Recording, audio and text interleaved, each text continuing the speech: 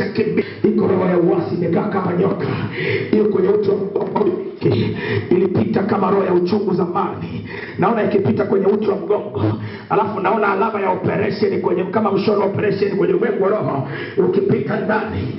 Inawezekana kuna roho iliingia kwa sababu ya uchungu, na mtoto unaona roho ya kuachwa, naona roho ana roho ya kutelekezwa, naona kuachwa, kutelekezwa.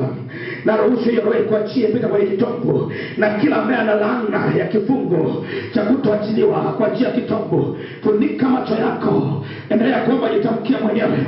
Lakini naona kutelekezwa pia. Huyu mwanao, mtoto, dada yako, babaka anamtunza vizuri, na mimi nilikuwa nakwambia nini? Roho ya nini? Ya kutelekezwa. Kuna shida kapita tumboni, nikaona alama ya mshono kama operation. Una operation? Nani anaweza ku operation?